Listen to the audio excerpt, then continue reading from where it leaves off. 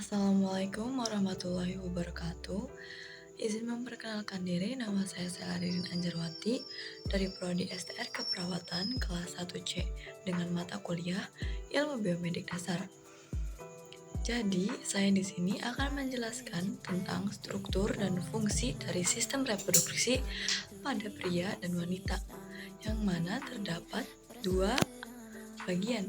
Yang pertama bagian internal dan kedua bagian eksternal. Selanjutnya, mari kita simak penjelasannya. Baik, jadi di sini saya akan menjelaskan struktur dan fungsi reproduksi pada wanita bagian internal. Nah, langsung saja. Yang pertama ada uterine fundus, yang mana uterine fundus atau dasar rahim memiliki beberapa fungsi penting dalam sistem reproduksi wanita. Di antaranya, membantu menyeimbangkan hormon selama kehamilan, serta membantu melindungi janin. Nah, selanjutnya ada uterus, yang mana uterus atau rahim memiliki beberapa fungsi dalam sistem reproduksi wanita, yang mana di antaranya yang pertama, menampung sel telur yang telah dibuahi, terus melindungi janin, menanggung siklus menstruasi, membantu persalinan, serta menyampaikan aliran darah ke alat kelamin. Selanjutnya ada embrio, yang mana memiliki fungsi sebagai tempat pertumbuhan dan perkembangan janin. Dan selanjutnya ada tubuh falopi atau oviduk, yang memiliki fungsi penting dalam sistem reproduksi wanita, yaitu menangkap sel telur, tempat terjadinya pembuahan, mengangkut zigot ke rahim, serta mensekresi cairan. Nah, selanjutnya ada ovari atau ovarium. Fungsi utamanya adalah memproduksi ovum, hormon estrogen, serta hormon prosteron. Dan selanjutnya ada endometrium.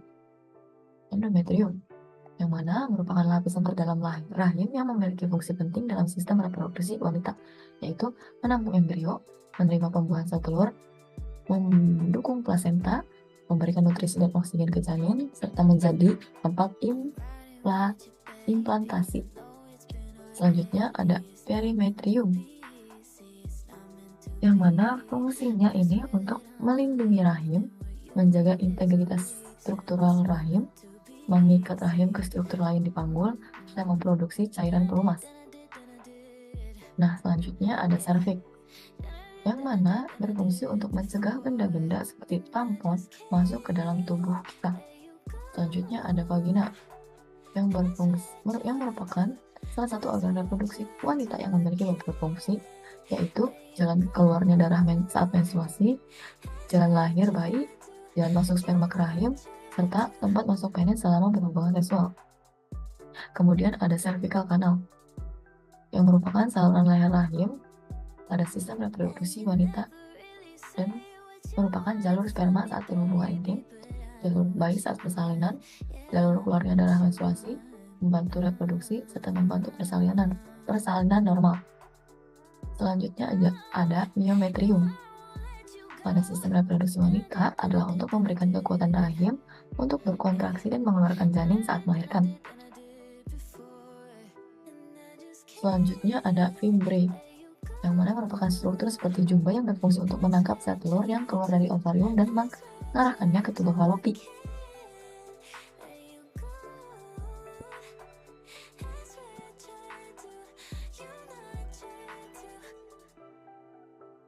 Baik, selanjutnya ada organ reproduksi wanita pada bagian eksternal. Yang pertama ada mons pubis. Mons pubis berfungsi sebagai sumber bantalan selama berhubungan seksual. Yang kedua ada prepus atau tundung klitoris, merupakan lipatan kulit yang menutupi klitoris, organ reproduksi wanita yang sensitif dan membengkak saat dirangsang. Selanjutnya ada klitoris, yang berfungsi untuk memberikan kenikmatan seksual dan membuat wanita orgasme. Klitoris merupakan bagian vulva yang paling sensitif terhadap rangsangan seksual. Selanjutnya ada urethral opening atau meatus uretra pada wanita berfungsi sebagai lubang keluarnya urin dari kandung kemih menuju tubuh. Kemudian ada labia majora. Nah, di sini kita juga bisa menyebut labia majora sebagai salah satu organ reproduksi wanita yang berbibir besar karena fungsinya melindungi organ luar lainnya. Pada masa puber, area kulit di labia majora akan tumbuh bulu atau rambut yang juga mengandung kelenjar hasil minyak. Selanjutnya ada labia minora. Labia minora atau bibir kecil merupakan alat reproduksi wanita yang mempunyai berbagai ukuran. Letaknya tepat di dalam labia majora, mengelilingi bukaan ke vagina dan uretra, saluran pembawa urin. Kulitnya sangat halus, mudah teriritasi dan bengkak. Selanjutnya ada vagina, merupakan salah satu organ reproduksi yang memiliki beberapa fungsi, yaitu jalan keluarnya darah saat menstruasi, jalan lahir bayi, jalan masuk sperma ke rahim, serta tempat masuk penis selama berhubungan seksual. Selanjutnya ada vestibul, merupakan sistem yang berfungsi sebagai tempat keluarnya cairan yang melumasi vagina saat berhubungan seksual. Cairan ini dihasilkan oleh kelenjar Bartholin dan kelenjar skin yang terletak di vestibulum. Nah, selanjutnya ada clinical perineum, yang merupakan bagian sangat penting untuk menjaga integritas dasar panggul, terutama pada wanita.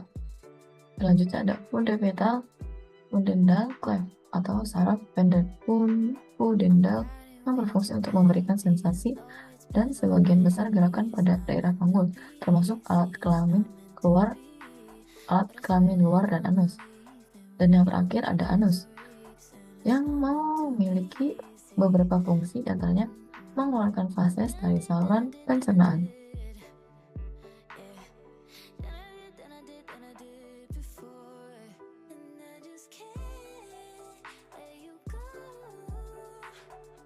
Baik, selanjutnya yaitu organ reproduksi pria pada bagian internal. Yang pertama ada ureter, yang mana ureter tidak memiliki fungsi spesifik pada sistem reproduksi pria, tetapi ureter berfungsi untuk mengalirkan urin dari ginjal ke kandung kemih.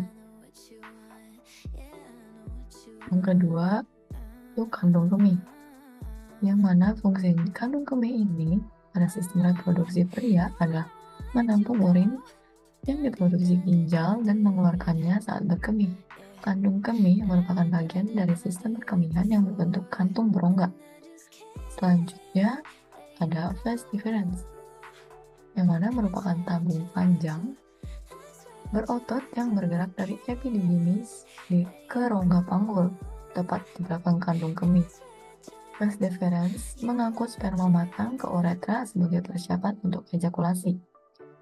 Selanjutnya yang keempat ada vesicula seminalis, yang mana merupakan kelenjar yang berfungsi untuk memproduksi dan mengeluarkan cairan yang menjadi bagian dari air mani pada sistem reproduksi pria. Selanjutnya ada uretra, yang mana uretra adalah saluran yang membawa urin dari kandung kemih keluar tubuh. Wanita juga memiliki uretra, tapi pada pria, uretra juga memiliki fungsi tambahan untuk mengeluarkan ejakulasi air mani mencapai orgasme. Selanjutnya ada jaringan erektil. Pada sistem reproduksi pria adalah untuk menjaga penis tetap tegak dan kaku, serta untuk mengantarkan sperma dalam hubungan seksual. Yang ketujuh ada epididymis. Fungsi epididymis sangat penting dalam sistem reproduksi pria, yaitu membawa dan menyimpan sperma yang dihasilkan testis, mematangkan sperma sehingga siap membuahi, dan mengangkut sperma hingga ejakulasi. Yang ketiga ada testis. Yang mana fungsinya sebagai alat reproduksi pria yang menghasilkan dan menyimpan sperma. Selanjutnya ada glans penis, yang mana pada sistem reproduksi pria adalah sebagai saluran keluar urin dan air mani. Glans penis ini dikenal sebagai kepala penis atau ujung penis.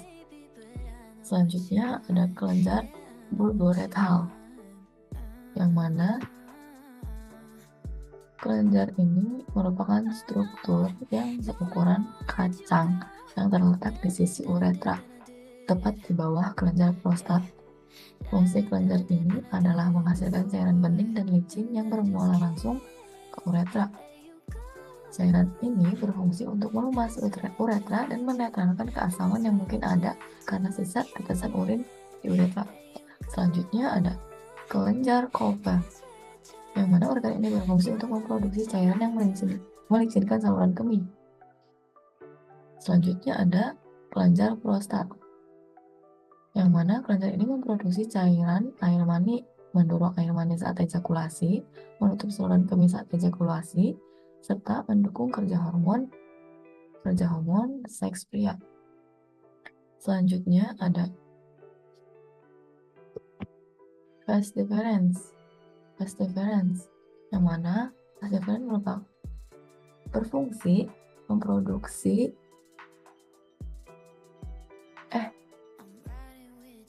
Selanjutnya ada ampula vas deferens.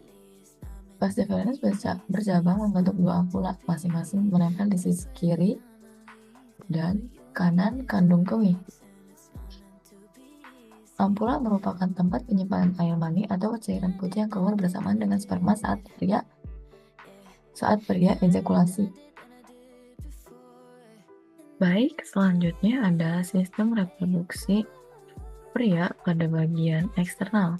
Yang pertama itu ada penis, yang mana penis memiliki fungsi yang sama seperti vagina pada wanita saat menerima rangsangan seksual.